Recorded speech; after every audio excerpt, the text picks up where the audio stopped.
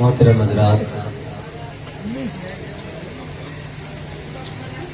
درود پاک جب بھی پڑھا کریں دل سے پڑھا کریں اور اتنی آواز سے پڑھا کریں کہ کم سے کم ہم خود سن لیں اپنے کان سے، اس لیے کہ ہمارے مذہب اسلام کے اندر کسی بھی چیز کا ثواب ہی تب ملتا ہے جبکہ اس کے ذکر کرنے میں اتنی آواز ہو کم سے کم وہ اپنے کانوں سے خود سنے۔ اگر کسی نے نماز کے اندر قرآن کی تلاوت کی اور اس کی تلاوت کی آواز وہ خود نہ سن سکا تو اس کی نماز نہیں ہوئی۔ قرآن کی تلاوت کسی نے کی اور وہ تلاوت کی آواز خود نہ سن سکا تو اس کی تلاوت بارگاہ الہی میں قابل قبول نہیں۔ کسی نے اپنی بیوی کو طلاق دی، اس انداز میں دی کہ خود بھی نہ سن سکا تو طلاق واقع نہیں ہوگی۔ تو مذہبی اسلام کا یہ مسلمہ اصول ہے کہ جب بھی کوئی چیز کا ورد کریں تو اتنے زور سے کریں کہ بازو والا نہیں تو کم سے کم خود آپ سماعت کر لیں۔ اور درود پاک اللہ کی قسم یہ ایسا ایک وظیفہ ہے، بزرگوں نے کہا ہے، ڈاکٹر اقبال کہتے ہیں کہ اگر اپنے بچوں کو فرما بردار بنانا ہے تو انہیں اللہ کے رسول صلی اللہ علیہ وسلم پر درود پاک پڑھنا سکھا دو۔ اپنے بچوں کی زبان میں اگر مٹھاس پیدا کرنا ہے تو اللہ کے رسول کے اوپر اپنے بچوں کو درود پاک پڑھنا سکھا دو۔ اگر آپ یہ چاہتے ہیں کہ میرے بچے کے چہرے پر رعنائیت اور خوشی کی لہریں دوڑیں تو آپ اپنے بچوں کو بار بار درود پاک پڑھنے کا سبق یاد کرائیں۔ کسی شاعر نے کہا تھا نا کہ پہلے کی مائیں بچوں کو جب سلاتی تھی تو کہتی تھی کہ تو سو جا یا مصطفیٰ کہتے کہتے، کھلے آنکھ صلی علی کہتے کہتے۔ آج ہماری ماں اور بہنوں کا یہ اصول کہاں ہے؟ آج تو ہماری ماں اور بہن اپنے بچے سے اپنے آپ کو درکنار کرنے کے لیے تو بچے کے ہاتھ میں موبائل تھما دیا جاتا ہے، بچوں کو کارٹون لگا کر کے اسے پھیلانے کے لیے اس کے سامنے ٹی وی آن کر دی جاتی ہے۔ آپ کو پتہ نہیں ہے آپ کے پیغمبر نے جس نبی کا آپ کلمہ پڑھتے ہیں، جس نبی کے نوازے کے آپ گیت گاتے ہیں، جس نبی کی عظمت کے آپ ڈنکے بجاتے ہیں، جس نبی کے نام پر مر مٹنے کا سودا کرتے ہیں، اس نبی نے کیا ارشاد فرمایا ہے؟ میرا نبی کہتا ہے یحشر الناس علی عاداتہم یوم القیامہ، بخاری مسلم کی حدیث ہے اور احادیث کی کئی کتابوں کے اندر یہ حدیث موجود ہے۔ میرے آقا ارشاد فرماتے ہیں قیامت کے دن بندے کا حشر اس کی عادت پر کیا جائے گا۔ آپ کی عادت کیا ہے؟ آپ کی عادت اگر گانا سننے کی ہے تو حشر گانا سننے پر کیا جائے گا۔ آپ کی عادت جھوٹ بولنے کی ہے تو حشر بھی آپ کا اسی پر کیا جائے گا۔ آپ کی عادت غیبت کرنے کی ہے، آپ کا حشر اسی پر کیا جائے گا۔ آپ کی عادت حرام کھانے کی ہے، آپ کا حشر اسی پر کیا جائے گا۔ اللہ الصمد، تو ہم اپنی عادت گانا سننے کی کیوں بنائیں گے؟ ہم اپنی عادت گالی دینے کی کیوں بنائیں گے؟ ہم اپنی عادت غلط کام کی کیوں بنائیں گے؟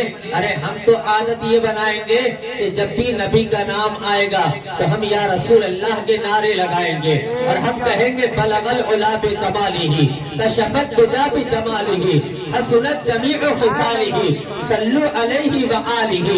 ہم تو لبیک یا رسول اللہ کے نعرے لگائیں گے، ہم تو اپنے نبی کے نام پر اپنی زبان کو تر رکھیں گے، جب بھی زبان کھولیں گے نبی کے ذکر میں کھولیں گے۔ قسم خدا کی جب آپ کی یہ عادت ہوگی، قیامت کا منظر ہوگا تو آپ کی عادت ہوگی یا رسول اللہ کے نعرے لگانے کی، آپ کی عادت ہوگی اغثنی یا رسول اللہ کی، آپ کی عادت ہوگی محفل رسول میں اللہ کے رسول کا ذکر و سماعت کرنے کی۔ قیامت کا منظر ہوگا، آپ کہتے جائیں گے اغثنی یا رسول اللہ، آپ کہتے جائیں گے بلغ العلا بکمالہ، آپ کہتے جائیں گے صلی اللہ علی محمد، آپ کہتے جائیں گے لا الہ الا اللہ محمد الرسول اللہ۔ یہ ساری صدائیں آپ کی زبان پر ہوگی۔ آپ کو عادت اپنی زندگی میں بنانا ہوگی۔ جب آپ کی زبان پر یہ سارے کلمات ہوں گے تو فرشتے میدان میدان محشر میں گھوم رہے ہوں گے. فرشتوں کی تو ڈیوٹی ہوگی, وہ تو پورے میدان محشر کے چکر لگا رہے ہوں گے. جب ایک غلام رسول دلی سے مرنے والا جب میدان محشر میں اٹھے گا, اس کی زبان پر ہوگا میرے نبی کا کلام, اس کی زبان پر ہوگا نبی کا ذکر, اس کی زبان پر ہوگا نبی کا کلمہ, تو فرشتے کہیں گے یہ تو پیغمبر اسلام کا چاہنے والا دکھ رہا ہے, یہ تو اللہ کا فرما بردار بندہ دکھ رہا ہے, یہ تو بزرگان دین کا ماننے والا دکھ رہا ہے. فرشتے جب ان الفاظوں کو سنیں گے وہ ہاتھ پکڑیں گے, پیغمبر اسلام سے ملا دیں گے. اور قسم خدا کی جب نبی سے ہماری ملاقات ہوگی تو ہم یہ کہتے جائیں گے میرے نبی آگے گنگناتے جائیں گے, اور ہم اپنے نبی کے پیچھے چلتے جائیں گے. میرا نبی کہتا جائے گا پیش حق مستع شفاعت کا سناتے جائیں گے, آپ روتے جائیں گے, ہم کو ہنساتے جائیں گے. اور وسعتیں دی ہے خدا نے دامن محبوب میں, اور جرم کھلتے جائیں گے, آقا چھپاتے جائیں گے. نعرہ تکبیر, نعرہ رسالت. عادت اس انداز کی ہونی چاہیے ہماری. ہم نے کیا آج کے دور میں ہم نے گانا سننا اپنی عادت میں شامل کر لیا ہے, جبکہ تیرے نبی کی حدیث سے میرا نبی کہتا ہے صوت اللعب والغنا ينبت النفاق فی القلب. آقا کہتے ہیں گانے کی آواز انسان کے دل میں نفاق پیدا کرتی ہے. اللہ الصمد. آج میرا نوجوان کا جائزہ لیا جائے تو ہم دیکھیں گے کہ 99% ہمارا نوجوان اس عمل کے اندر مبتلا ہے. کیسے ہم اپنے نبی کو چہرہ دکھائیں گے؟ اب بتائیے اگر قبر میں میرے نبی نے ہم سے چہرہ موڑ لیا تو ہمارا انجام کیا ہوگا؟ ہم درود پاک بھی ہمیں پڑھنا نہیں آتا ہے, نمازیں بھی ہماری درست نہیں ہے, اعمال بھی ہمارے درست نہیں ہے. میں نے آپ سے کہا تھا درود پاک پڑھیے, تو مجھے تو ایسا لگا کہ کچھ لوگوں نے پڑھا کچھ نے نہیں پڑھا. آپ کو پتا ہے کتنا عظیم یہ تحفہ ہے, کتنا عظیم یہ منصب ہے, یہ انسان کو کہاں سے کہاں پہنچا دیتا ہے. آئیے میں آپ کو ایک تاریخ بتا دیتا ہوں. محمد بن سلیمان جزولی ہیں, مراکش کے رہنے والے ہیں, وہیں پر آپ کا مزار پاک ہے. محمد بن سلیمان جزولی ہیں. آپ ایک مرتبہ جنگلات کی سیر کرنے کے لیے نکلے ہیں. جنگلات کی سیر کرتے کرتے آپ ایک جنگل میں بالکل بیابان جنگل میں پہنچ گئے ہیں. آپ نے عصر کی نماز کا وقت ہو گیا. جب انسان نماز کا عادی ہوتا ہے تو اس کا جب تک دل نہیں لگتا ہے جب تک نماز نہیں پڑھ لیتا ہے. بزرگوں نے کہا ہے جو پڑھتا نہیں ہے اس کے لیے پڑھنا بڑا مشکل ہے, اور جو چھوڑتا نہیں ہے اس کے لیے چھوڑنا بڑا مشکل ہے. جو پڑھتا ہے اس کی نماز غذا بن جاتی ہے, اس کی روح کی غذا بن جاتی ہے. علامہ سلیمان جزولی جنگلات کے اندر گھوم رہے ہیں, عصر کی نماز کا وقت ہو رہا ہے. آپ پانی کو تلاش کر رہے ہیں. شریعت کا مسئلہ ہے کہ اگر کہیں آپ پھنس جاؤ اور پانی نہ ملتا ہو تو پانی کو تلاش کیا جائے. 1-1 کلومیٹر چاروں جانب تلاش کیا جائے, 1-1 کلومیٹر کی دوری پر پانی تلاش کیا جائے. آپ تلاش کرتے رہے کرتے رہے کرتے رہے, آخرکار بہت وقت نکل گیا, مغرب کا وقت قریب آ گیا. آپ پریشان ہونے لگے, آپ حیران ہو گئے, آپ متعجب ہیں, آپ مضطرب ہیں, آپ بے چین ہیں. آپ پانی کو تلاش کر رہے ہیں. اچانک آپ کی نظر ایک کنویں پہ پڑتی ہے. پانی اس میں بھرا ہوا ہے, لیکن پانی اس کنویں سے پانی نکالنے کا کوئی سادن نظر نہیں آ رہا ہے. آپ کبھی آگے جاتے ہیں, کبھی پیچھے جاتے ہیں, کبھی دائیں جاتے ہیں, کبھی بائیں جاتے ہیں کہ کہیں مجھے پانی نکالنے کا سادن نظر آ جائے. قسم خدا کی یہ تاریخ اگر آپ یاد رکھیں گے تو آپ کو اپنے نبی پر درود پاک پڑھنے کا مزہ آ جائے گا. آپ سمجھ جائیں گے کہ درود کی فضیلت کیا ہے. اصل میں اس کی کثرت زیادہ ہوتی ہے. ہر مرتبہ میں جب بھی کوئی نعت پڑھنے آتا ہے کہتا ہے درود پڑھو, کوئی تقریر کرنے آتا ہے درود پڑھ لو, کوئی جو ہے کوئی اپنی منقبت سنانے آتا ہے درود پاک پڑھو. تو انسان اس کو اہمیت کم دیتا ہے, لیکن نہیں میرے دوستو, صحابہ کرام تو اکثر و بیشتر درود پاک ہی پڑھا کرتے تھے. سلیمان جزولی پریشان ہے, پانی نظر آ گیا لیکن پانی نکالنے کا کوئی سادن نظر نہیں آ رہا ہے. آپ حیران ہیں, آپ پریشان ہیں. سورج ڈوبنے کا وقت قریب ہے. اللہ الصمد. آپ کی نماز قضا ہونے جا رہی تھی. آپ بڑا حیران رہ رہے ہیں, آپ بڑا پریشان رہ رہے ہیں. اچانک ہی آپ کی نظر ایک گھر پہ پڑی ہے. جنگلات میں ایک مکان تھا، اس مکان سے ایک کھڑکی کھلی ہوئی تھی، اس کھڑکی سے ایک بیٹی جھانک رہی تھی، دوشیزہ بیٹی تھی، نوجوان بیٹی تھی، کم سن و عمر کی بچی تھی۔ اب وہ بچی کھڑکی سے جھانک رہی تھی، اچانک ہی وہ پردے میں ملبوس ہو کر کے وہ اپنے مکان سے باہر نکل کر کے آئی اور محمد بن سلیمان جزولی کے پاس آ کر کے کھڑی ہو گئی۔ کہا کہ بابا جان کیا معاملہ ہے، آپ کیوں اتنا پریشان ہے، آپ کیوں اتنا حیران ہے، آپ کیوں مضطرب اور بے چین نظر آ رہے ہیں؟ کہا کہ بیٹی میری نماز کا وقت جا رہا ہے، عصر کی نماز قضا ہونے جا رہی ہے، پانی موجود ہے لیکن پانی نکالنے کا سادن نظر نہیں آ رہا ہے۔ اس بیٹی نے کہا کہ بابا آپ کا نام کیا ہے؟ انہوں نے کہا کہ میرا نام محمد بن سلیمان جزولی ہے۔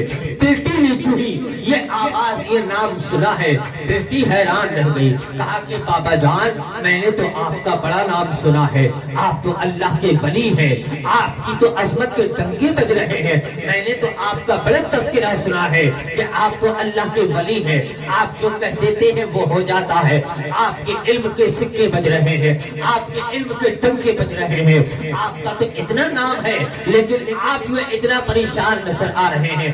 پہلے کی بیٹیوں کو بزرگوں کی تاریخیں معلوم تھی، بزرگوں کے نام معلوم تھے، بزرگوں کی ہسٹریاں معلوم تھی۔ آج ہماری بیٹی کو کہاں یہ ہسٹریاں معلوم ہے؟ آج تو ہماری بیٹی کو ممبئی کے کنجر اور کنجریوں کے سیرتیں معلوم ہے، ان کی ڈیٹیل معلوم ہے، ان کی ہسٹریاں معلوم ہے، لیکن انہیں یہ نہیں پتا ہے کہ مصطفیٰ کی سب سے بڑی بیٹی کا نام کیا ہے، مصطفیٰ کی کتنی بیٹیاں تھیں، مصطفیٰ کے کتنے بیٹے تھے، مصطفیٰ کے کتنے نواسے تھے، مصطفیٰ کے کتنے داماد تھے، بڑے داماد کا نام کیا تھا، چھوٹے داماد کا نام کیا تھا، میرے مصطفیٰ کی بیویاں کتنی تھی، میرے مصطفیٰ کی سب سے بڑی بیوی کون تھی؟ آج میری بیٹی کو یہ تاریخ معلوم نہیں ہے، کیسے معلوم ہوگی؟ آج ہماری بیٹیوں کے گھر میں اگر خوشیاں ہوتی ہیں تو نام بھی رکھے جاتے ہیں، تو ایسے نام رکھے جاتے ہیں کہ جن کا کوئی معنی نہیں نظر آتا ہے، جن کے نام کا کوئی اچھا معنی بھی نظر نہیں آتا ہے۔ جب ہم نیا نام تلاش کریں گے تو وہ نام جو ہے نیا ہوگا تو اس کا معنی بھی نیا ہوگا، اور کبھی کبھی تو ایسا ہوتا ہے کہ معنی بھی نہیں نظر آتا ہے، پوری ہسٹری پوری جو ہے قاموس جو ہے پوری لغات وغیرہ کھنگال لی جاتی ہے، لیکن بہت سارے ناموں کے تو معنی ہی نظر نہیں آتے ہیں۔ اس کی وجہ کیا ہے کہ میری بیٹیاں آج کل اپنے آپ کو جو ہے فاطمہ الزہرا کی سیرت سے دور کی ہوئی ہیں، سیدہ زینب کی سیرت سے دور کی ہوئی ہے۔ ہم نے تاریخ کربلا سنی ہے لیکن تاریخ کربلا کا ہمیں آج تک مقصد ہی نہیں سمجھ میں آیا ہے، آج تک مطلب ہی نہیں سمجھ میں آیا ہے۔ یہ تاریخ کربلا ایسی تاریخ ہے کہ انسان کو اس دنیا سے لے کر کے آخرت تک کامیاب بناتی ہے۔ آپ کو پتا ہے ابھی ایک ہفتہ پہلے بقرہ عید گزری ہے، آج اگر ہمارے گھر پہ قربانی ہوتی ہے، اگر کوئی بچہ اسکول جاتا ہے اس کی ماں ہاتھ پکڑتی کا بیٹا تم اندر چلے جاؤ، خون مت دیکھنا، جانور ذبح ہونے جا رہا ہے۔ اللہ صبر، میں اس ماں سے کہنا چاہتا ہوں یہ تو تیرے رب کا حکم ہے قربانی کر۔ میرے مصطفیٰ جب قربانی کیا کرتے تھے اپنے نام سے کرتے تھے، اپنی امت کے نام سے کرتے تھے، فاطمہ الزہرا کے نام سے کرتے تھے۔ جب فاطمہ الزہرا کے نام سے جانور ذبح کرتے تھے تو میرے مصطفیٰ فاطمہ الزہرا کو بلاتے تھے اور کہتے تھے بیٹی کھڑی ہو جاؤ، تمہارے نام کا جانور ذبح ہونے جا رہا ہے۔ اللہ سمجھ، میرے مصطفیٰ کی بیٹی سے بھی پیاری کوئی بیٹی ہو سکتی ہے، میرے مصطفیٰ کی بیٹی سے کوئی بیٹی نازک ہو سکتی ہے، کسی کا جسم مصطفیٰ کی بیٹی سے زیادہ نازک جسم ہو سکتا ہے؟ نہیں میرے دوستو، آج ہمارا بچہ کالج میں پڑھنے والا قربانی کے دن گھر سے نکل جایا کرتا ہے، قربانی کے دن اسے دکھایا نہیں جاتا ہے۔ ارے تو اس مذہب کا ماننے والا ہے کہ جس مذہب کی تاریخ ہی خون سے لگی ہوئی ہے، تجھے پتا ہے کہ آج تو اپنے بیٹے کے سامنے جانور ذبح کرنے میں آر محسوس کرتا ہے، بزدلی دکھاتا ہے، تو ڈرتا ہے، تیرے بچے ڈرتے ہیں۔ ارے قربان جائیے عظمت حسین پر کہ جس حسین اعظم نے اپنے سامنے 72 لاشوں کو ذبح ہوتے ہوئے دیکھا ہے۔ ارے وہ پھول تھے، وہ شہزادے تھے، قسم خدا کی ان کے ایک خون کے قطرے کے برابر بھی دنیا کے سارے انسانوں کا خون نہیں ہو سکتا ہے۔ اس ذات حسین نے اپنے سامنے اپنے بیٹے کو، اپنے بچوں کو، اپنے بھتیجوں کو، اپنے بھائی کو، اپنے خاندان والوں کو ذبح ہوتے ہوئے دیکھا، لیکن میرے حسین نے ہمت نہیں ہاری ہے۔ تم کون سے حسین کے ماننے والے ہو کہ جو آپ نام تو لیتے ہو حسین کا، لیکن بزدلی دکھاتے ہو تم اس دنیا میں رہ کر کے؟ نہیں نہیں میرے دوستو، ہمیں اپنے گھر بار کے بچوں کو، اپنی بہن کو، اپنی بیٹی کو، اپنے نواسے کو، اپنی نواسی کو، اپنے پوتے کو، اپنی پوتی کو ہمارے کربلا کی تاریخ سے آشنا کرنا ہوگا، حسین اعظم کے مشن سے آشنا کرنا ہوگا، حسین اعظم کے گھر کا کردار کیا تھا اس سے آشنا کرنا ہوگا، تبھی تو جا کر کے ہم سمجھیں گے کہ مصطفیٰ کا مقام کیا ہے، مصطفیٰ کی عظمت کیا ہے، مصطفیٰ کے آنے کا مقصد کیا ہے۔ آئیے میرے دوستو، یہ بزدلی ہمیں دور کرنا ہے تو ہمیں تاریخ اسلام کے اوراق کو پلٹنا پڑے گا۔ وہ بیٹی آتی ہے محمد بن سلیمان جسولی کی بارگاہ میں، آ کر کے کہتی ہے بابا جان اگر آپ چاہیں تو میں آپ کی ہیلپ کر سکتی ہوں، میں آپ کی مدد کر سکتی ہوں۔ محمد بن سلیمان جسولی نے کہا ہاں ہاں بیٹا مدد کرو، مجھے آپ کی ہیلپ کی ضرورت ہے، مجھے آپ کی مدد کی ضرورت ہے۔ کہا کہ ٹھیک ہے بابا میں آپ کی مدد کرتی ہوں، ویسے تو آپ بہت بڑے اللہ کے ولی ہو، لیکن جب آپ کو میری مدد کی ضرورت ہے تو میں آپ کی مدد کرتی ہوں۔ کہا بیٹا جلدی کرو جلدی کرو۔ وہ بیٹی کنویں کے قریب جاتی ہے اور جا کر کے اپنا تھوک نکالتی ہے اور تھوک نکال کر کے کنویں میں تھوک دیتی ہے۔ جو ہی تھوکنا تھا کنویں کا سارا پانی باہر آ گیا، وہ پورا کنواں جو ہے ابال مارنے لگا، پانی کناروں تک آنے لگا۔ اس بیٹی نے کہا کہ بابا جان جلدی سے وضو کر لیجیے۔ محمد بن سلیمان جسولی نے وضو کیا ہے، وضو کرنے کے بعد نماز پڑھنے لگے ہیں۔ جیسے ہی نماز آپ نے پڑھی ہے نماز عصر، اور اس بیٹی کے گھر چلے گئے۔ وہ بیٹی تو وہ اپنا کام کر کے اپنے گھر کی طرف روانہ ہو گئی۔ محمد بن سلیمان جسولی اس کے گھر گئے، کہا کہ بیٹا یہ تو بتاؤ کہ تم نے یہ منصب کہاں سے حاصل کیا ہے؟ اس بیٹی نے کہا بابا جان ایک بات بتاؤ، آپ اتنا پریشان کیوں ہو رہے تھے، آپ اتنا حیران کیوں ہو رہے تھے؟ اس بیٹی نے جب یہ کہا کہ بیٹا حیران اس لیے ہو رہا تھا کہ میری نماز قضا ہونے جا رہی تھی، یہ اتنا بڑا میرے لیے مصیبت تھی کہ اگر میری نماز قضا ہو جاتی تو میرا دنیا میں جینا مشکل ہو جاتا۔ کہا کہ اچھا، کہا کہ بابا اگر میرے 100 بیٹے ہوتے، ایک ایک کر کے سارے انتقال کر جاتے تو مجھے اتنی تکلیف نہیں ہوتی جتنی کی تکلیف مجھے ایک وقت کی نماز قضا ہونے سے ہو جاتی۔ اللہ الصمد، آج میری فجر غائب ہے، میری ظہر غائب ہے، میری عصر غائب ہے، میری مغرب غائب ہے، میری عشاء غائب ہے۔ اللہ الصمد، تیرے رب نے تجھے 5 ٹائم کی نماز کا تحفہ دیا ہے۔ آج ہم نے نمازوں کو کتنا ہم اپنے آپ سے دور کر دیا ہے، یہ کتنا اہم فریضہ ہے۔ آپ کو معلوم ہے اللہ چاہتا تو ظہر کی نماز 10 بجے رکھ دیتا، اللہ چاہتا عصر کی نماز 3 بجے رکھ دیتا، اللہ چاہتا مغرب کی نماز 4 بجے رکھ دیتا، اللہ چاہتا عشاء کی نماز 7 بجے رکھ دیتا، اللہ چاہتا عشاء کی نماز رات میں 1 بجے رکھ دیتا۔ لیکن اللہ نے آخر کار یہ 5 وقت کا جو نماز کا ٹائم متعین کیا ہے یہ انہی وقت میں کیوں کیا ہے کہ فجر کی نماز صبح صادق کے بعد ہوگی، ظہر کی نماز زوال کے بعد ہوگی، عصر کی نماز سایہ عصری ختم ہونے کے بعد ہوگی، مغرب کی نماز سورج غروب ہونے کے بعد ہوگی، عشاء کی نماز جو ہے سورج افق پہ پہنچ جائے گا تب عشاء کی نماز ہوگی۔ آخرکار اللہ نے یہ وقت متعین کیوں کیا ہے؟ آپ کو پتا ہے میرے آقا علیہ الصلوۃ والسلام کے صدقے میں اپنی امت کو، میرے آقا کی امت کو یہ اللہ پاک نے 5 وقت کی نماز ان وقتوں میں کیوں دی ہے؟ اس لیے کہ انہی وقتوں میں انبیاء کرام کے ملنے کی ملاقات کا وقت تھا اللہ پاک سے۔ یہ انبیاء کرام جو سابقین انبیاء ہیں، ہمارے آقا سے پہلے سے جو بظاہر انبیاء آ گئے ہیں، ان کے ملنے کا جو وقت تھا، کسی کا فجر کے وقت تھا، کسی کا ظہر کے وقت تھا، کسی کا عصر کے وقت تھا، کسی کا مغرب کے وقت تھا، کسی کا عشاء کے وقت تھا۔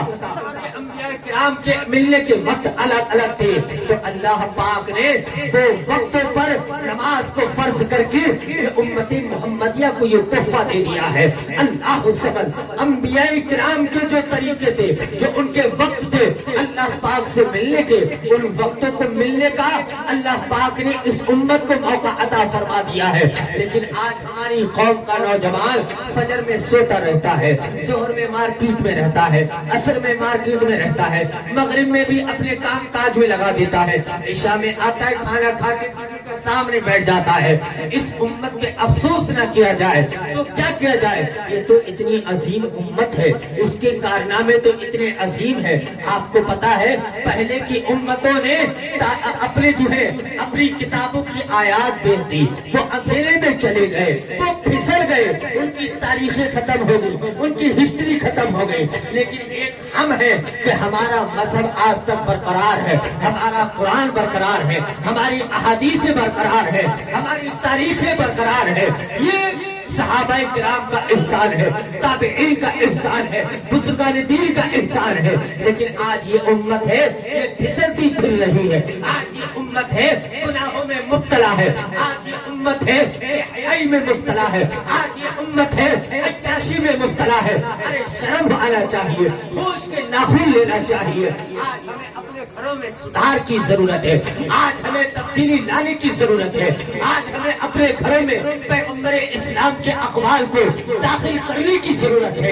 اگر یہ امت، اگر یہ قوم اپنے پیغمبر کی احادیث سے، اپنے پیغمبر کی فرامین سے اگر یہ ہٹتی رہے گی تو یہ ظلم اور تباہ ہوتی رہے گی، یہ برباد ہوتی رہے گی، یہ چلتی رہے گی، یہ کٹتی رہے گی۔ جب تک یہ امت پیغمبر اسلام کے ارکان کو، پیغمبر اسلام کے احکام کو، میرے آقا کے بتائے ہوئے راستے کو مضبوطی سے نہیں پکڑے گی تب تک یہ امت کامیابی کی منزل پر فائز نہیں ہو سکتی ہے۔ ارے تمہیں تو امت کا سردار بنایا ہے، تمہیں تو ساری امتوں میں سب سے افضل بنایا ہے، لیکن کیوں بنایا تھا؟ اس لیے کہ اس کا کام یہ تھا کہ یہ اچھائی کا حکم دیتے، برائی سے روکتے۔ اچھائی کا حکم دیتا ہے، کون برائی سے روکتا ہے؟ بہت دور کی بات ہے۔ کوئی کسی کو جو ہے نہ اچھائی کا حکم دیتا ہے نہ برائی سے روکتا ہے۔ اگر کوئی اللہ ماشاءاللہ دینے بھی لگے تو اسے پاگل سمجھنے لگتے ہیں۔ نہیں میرے دوستو، ایسا نہیں ہونا چاہیے۔ میں اس بیٹی کی تاریخ بتا کر کے اپنی گفتگو کو آگے بڑھاتا ہوں۔ محمد بن سلیمان جزوری نے کہا کہ بیٹا یہ بتا تو نے یہ منصب کہاں سے حاصل کیا ہے کہ تو نے کنویں کے اندر تھوکا، تیرا کنویں کا سارا پانی باہر آ گیا؟ تو نے یہ مقام کہاں سے حاصل کیا ہے؟ یہ مرتبہ تجھے کہاں سے ملا ہے؟ اس بیٹی نے کہا بابا جان یہ میرا راز ہے، اس کو راز ہی رہنے دو، میں اسے فاش نہیں کرنا چاہتی ہوں۔ کہا کہ بیٹا بتا تو، تجھے بتانا ہوگا کہ تو نے یہ منصب کہاں سے حاصل کیا ہے، یہ مقام کہاں سے حاصل کیا ہے؟ کہا کہ نہیں بابا جان یہ تو میرا راز ہے، میں اسے نہیں بتا سکتی ہوں۔ اللہ الصمد، آپ بار بار اصرار کرتے رہے، بیٹی بار بار انکار کرتی رہی۔ اللہ الصمد، پھر آپ نے آخر میں یہ کہا کہ بیٹا تو ہے محمد عربی کا، تجھے بتانا ہوگا کہ تو نے یہ منصب کہاں سے حاصل کیا ہے، یہ مقام کہاں سے حاصل کیا ہے۔ جب اس بیٹی کو واسطہ دیا ہے محمد عربی کا تو اس بیٹی نے کہا بابا جان میں آپ کو ہرگز نہ بتاتی، لیکن جو آپ نے واسطہ دیا ہے محمد عربی کا، جس محمد عربی کا آپ نے واسطہ دیا ہے اسی محمد عربی پر درود پاک پڑھنے کی برکت سے اللہ نے یہ مقام۔ سبحان اللہ سبحان اللہ۔ اسی لیے تو شاعر کہتا ہے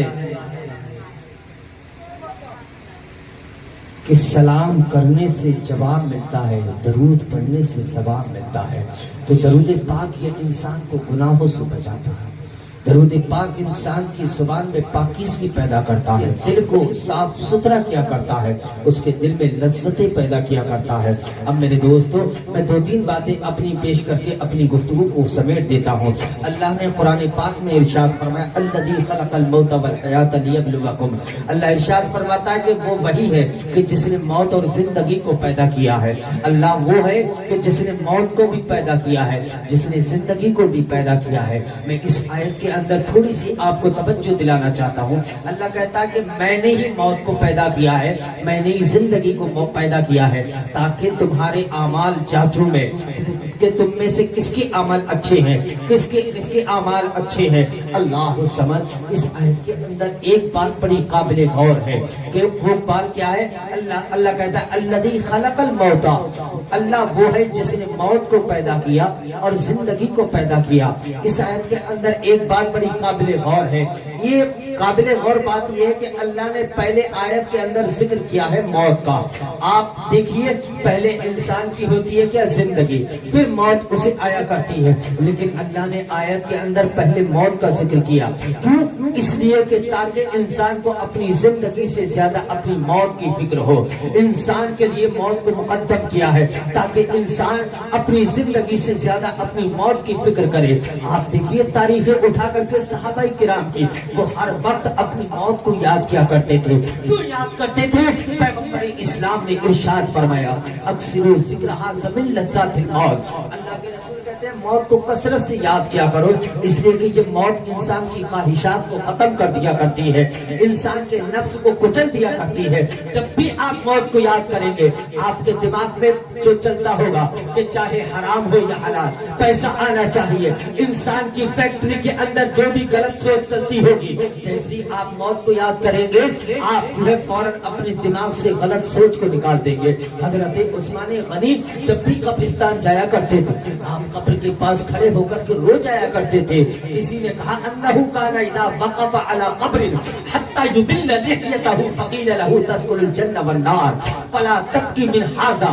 کسی نے کہا کہ اے عثمان غنی جب آپ کے سامنے جنت کا ذکر ہوتا ہے آپ نہیں روتے ہیں, آپ کے سامنے جہنم کا ذکر ہوتا ہے نہیں روتے ہیں, لیکن قبر کا ذکر ہوتا ہے آپ رو جاتے ہیں, قبرستان کا ذکر ہوتا ہے آپ رو جاتے ہیں. آخرکار معاملہ کیا ہے؟ اللہ سمجھ. آج میری قوم کا جائزہ لیجئے, آج ہماری قوم کا جائزہ لیجئے. کتنے لوگ ایسے ہیں قبرستان جاتے ہیں, کتنوں کی آنکھوں سے آنسو نکلتے ہیں.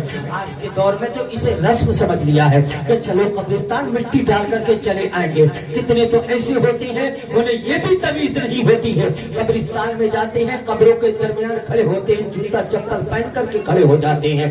وہی قبرستان میں اپنی پراپرٹی کی بات کرتا ہے, اپنے بیٹے کے رشتے کی بات کرتا ہے, اپنی بیٹی کے رشتے کی بات کرتا ہے, اپنے پوتے کی پیدائش پہ لڈو بانٹنے کی بات کرتا ہے. وہی قبرستان میں دوسرے کی غیبت کیا کرتا ہے. ارے یہ قبرستان تو تیرے لیے عبرت کی جگہ تھی. تیرے پیغمبر نے کہا تھا کنت نہیتکم عن زیارت القبور الا فزوروها فانها تزہد فی الدنیا وتذکر الآخرہ. آقا ارشاد فرماتے ہیں میں نے تمہیں پہلے قبرستان جانے سے روکا تھا, لیکن اب میں تمہیں جانے کی اجازت دیتا ہوں, اس لیے کہ قبروں کی زیارت انسان کو نیک بناتی ہے, آخرت کی یاد دلایا کرتی ہے. مجھے بتاؤ قبرستان میں جانے کے بعد کتنے لوگوں کو آخرت کی یاد آتی ہے؟ آج کے دور میں تو یہ رسم سمجھ لیا ہے, جاتے ہیں قبر میں لٹاتے ہیں, تختے رکھتے ہیں, مٹی ڈالتے ہیں, ڈال کر کے چلے آتے ہیں. کبھی غور بھی تو کرنا چاہیے. امام غزالی نے ارشاد فرمایا تھا کہ مرنے والے نے اپنے زندوں پر احسان کیا ہے. کہا کہ حضور احسان کیسے کر دیا؟ باپ کا انتقال ہوتا ہے بیٹے کی کمر ٹوٹ جاتی ہے, آقا انتقال ہوتا ہے بیٹے کے لیے شفقت کا سایہ ختم ہو جاتا ہے, بہن کا انتقال ہوتا ہے محبت ختم ہو جاتی ہے, بھائی کا انتقال ہوتا ہے بازو کمزور ہو جاتا ہے. آپ کہتے ہیں مرنے والے نے احسان کیا ہے. اب بتائیے مجھے صالحین بھائی کے والد محترم کا انتقال ہوا ہے, کوئی یہ کہے کہ آپ کے والد آپ پر احسان کر کے چلے گئے, اس معنی کر نہیں کہ انہیں مکان دے کر کے چلے گئے, انہیں کاروبار دے کر کے چلے گئے, انہیں پراپرٹی دے کر کے چلے گئے, اس معنی کر نہیں بلکہ اس معنی کر انہیں اپنے والد کی موت سے ایک مرتبہ سنبھلنے کا موقع مل گیا. انہوں نے دیکھا کہ میرے باپ کو غسل دیا گیا, میرے باپ کے کپڑے اتارے گئے, میرے باپ کو کفن پہنایا گیا, میرے والد کو قبر میں اتارا گیا, میرے والد کے اوپر مٹی کو ڈالا گیا. انہوں نے یہ سارے منظر دیکھے تو ان کے رشتہ داروں نے بھی دیکھے, ان کے گھر والوں نے بھی دیکھے, تو انہیں ایک مرتبہ سنبھلنے کا موقع مل گیا کہ ایک دور ایسا بھی آئے گا کہ میرے ساتھ بھی یہ سارے کارنامے انجام دیے جائیں گے, میرے ساتھ بھی یہ سارے معاملات پیش ہونے والے ہیں. اے مسلمان یہ کوئی رسمی کام نہیں ہے کہ صاحب ہم رہ جائیں گے کوئی دوسرا چلا جائے گا.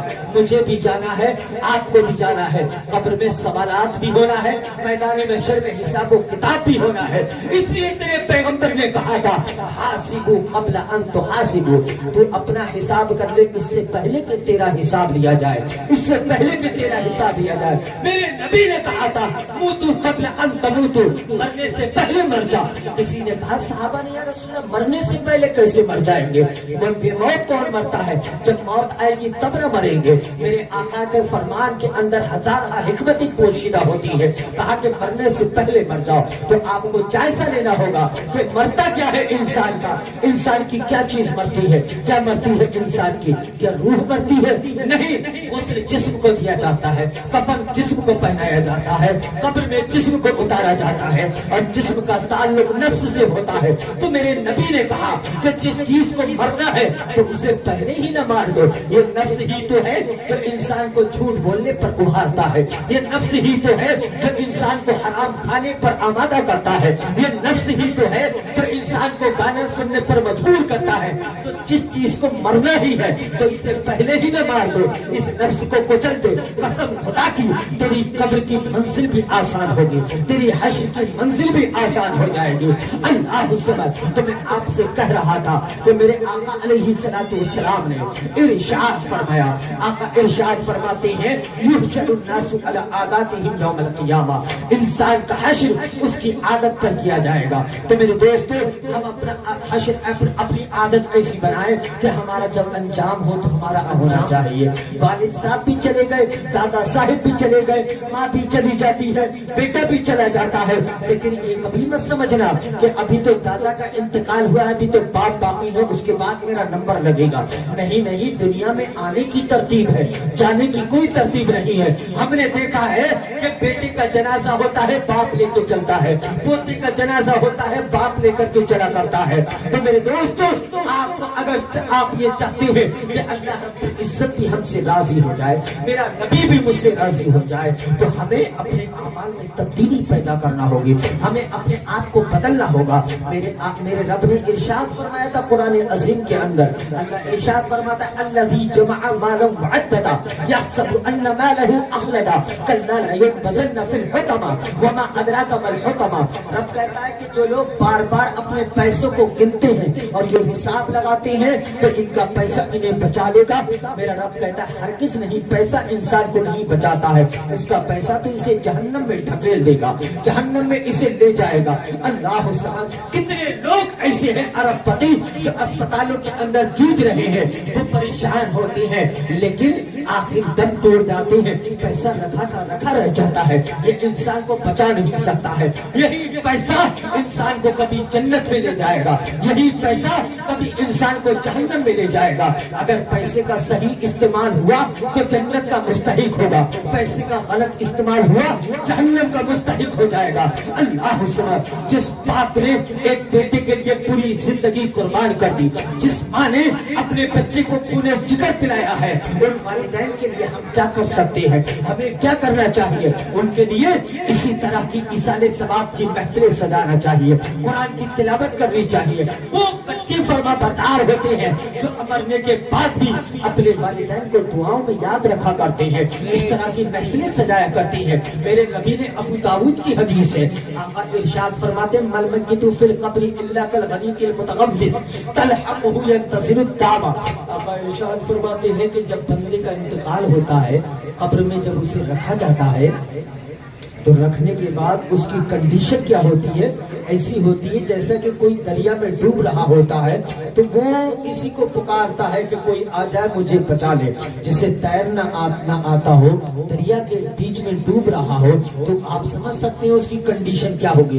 اسی طریقے سے قبر میں جب انسان کو اتارا جاتا ہے، ایسی ہی کنڈیشن اس بندے کی ہوا کرتی ہے۔ اللہ سمجھ، وہ بندہ کہتا ہے کہ مجھے کوئی بچانے والا آ جائے، وہ کہتا ہے قبر سے پکارتا ہے اے میرے بیٹے مجھے آ کر کے بچا لے، اے میری بیوی مجھے آ کر کے بچا لے، میرے خاندان والوں مجھے بچا لو، لیکن کوئی نہیں بچانے جا سکتا، اس کی آواز کو بھی کوئی نہیں سن سکتا۔ باپ کو قبر میں رکھنے کے بعد اگر 15 سال تک کوئی بیٹا کھڑا رہے، وہ اپنے باپ کی آواز کو سن نہیں سکتا ہے، اس لیے کہ اللہ رب العزت نے سسٹم ہی ایسا بنایا ہے۔ باپ پکارتا ہے، بیٹا پکارتا ہے، جو بھی قبر میں جاتا ہے وہ پکارتا ہے کہ مجھے بچا لیا جائے، مجھے بچا لیا جائے، مجھے بچا لیا جائے۔ میرے آقا کہتے ہیں کہ جب وہ پکارتا ہے تمہیں کیا کرنا چاہیے؟ تلحقہ ينتظر الدعوہ، اسے تمہاری دعا کا انتظار رہتا ہے، تم دعا کرو، قرآن کی تلاوت کرو، کلمہ طیبہ پڑھو، درود پاک پڑھو۔ جو بھی مردہ قبر میں دفن کیا جاتا ہے وہ پکارتا ہے کہ اے میرے بیٹے مجھے بچا لو، مجھے خاندان والوں مجھے بچا لو۔ میرے آقا کہتے ہیں وہ اس انداز میں پکارتا ہے تو تمہیں کیا کرنا چاہیے؟ اس کے لیے دعائیں کرنا چاہیے. فَإِذَا لَحِقَتْهُ كَانَتْ أَحَبَّ إِلَيْهَا مِنَ الدُّنْيَا وَمَا فِيهَا. آقا ارشاد فرماتے ہیں جب یہ دعا اسے پہنچتی ہے تو جیسی دعا اس کی قبر میں جاتی ہے تو اسے اتنا اچھا لگتا ہے، اتنا اچھا لگتا ہے اگر وہ دنیا کے اندر موجود ہوتا اور ساری دنیا کے خزانوں کی کنجیاں اس کے قدموں میں ڈال دی جاتی تب بھی اسے اتنی خوشی نہ ہوتی جتنا کی خوشی آپ کے ایصال ثواب سے اسے ہوتی ہے، اللہ اور اس کے رسول کے ذکر سے ہوتی ہے. جب یہ محفل اور قرآن پاک کی تلاوت، فاتحہ خوانی کا ثواب جب ان کے والد محترم کو پہنچتا ہے، جب پہنچا ہوگا انہیں اتنی خوشی ہوئی ہوگی کہ ساری دنیا کا مالک بھی اگر انہیں بنا دیا جاتا تب بھی اتنی خوشی نہ ہوتی جتنی کی خوشی اس محفل سے صالحین بھائی کے والد محترم کو ہوگی، جتنی کی خوشی قرآن خوانی سے ہوگی، جتنی کی خوشی فاتحہ خوانی سے ہوگی. یہ محفل کرا کر کے اولاد اپنی باپ کا حق ادا کر دیتی ہے. جو اولاد اپنے والد محترم کو دعا میں یاد رکھتی ہے، فاتحہ خوانی کراتی ہے، ایصال ثواب کراتی ہے، محفل میلاد پاک کراتی ہے، اللہ تعالیٰ ان کو جنت الفردوس میں اعلیٰ مقام. سبحان اللہ سبحان اللہ. میرے دوستو باتیں تو بہت ساری ہیں، اگر کی جائیں تو ختم نہیں ہو سکتی. بس اتنا سمجھ لیجئے کہ انسان کو اپنے اندر تبدیلی بھی لانا چاہیے اور اپنے مرنے والوں کا جو حق ہے اس حق کو بھی ادا کرنا چاہیے. ایک بات میں پیش کر دوں، اس کے بعد اپنی گفتگو کو سمیٹ دیتا ہوں. اللہ قرآن میں کہتا ہے وَهُوَ مَعَكُمْ. جب تک اس آیت کا مصداق آپ نہ بنیں گے نا تب تک انسان گناہوں کو نہیں چھوڑ سکتا، نہیں چھوڑ سکتا. اللہ کہتا ہے وَهُوَ مَعَكُمْ أَيْنَمَا كُنتُمْ. اللہ کہتا ہے تم جہاں بھی ہو میں تمہارے ساتھ ہوں. اللہ اکبر. تم جہاں بھی ہو میں تمہارے ساتھ ہوں. اب مجھے ایک بات بتائیے، آپ کے گھر پہ کوئی مہمان آئے اور تھکا ہارا سفر کر کے آئے پورا دن، رات میں اسے کھانا کھلا کر کے ایئر کنڈیشن روم دے دیا جائے، بہترین بستر لگا دیا جائے.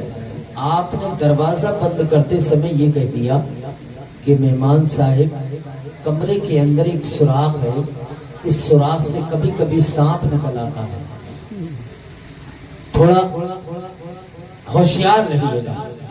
اب مجھے بتاؤ وہ مہمان جو آیا ہے سفر کر کے آیا، کئی دن کا تھکا ماندہ ہے، جب آپ نے اس سے یہ بات کہہ دی اب اسے نیند آئے گی؟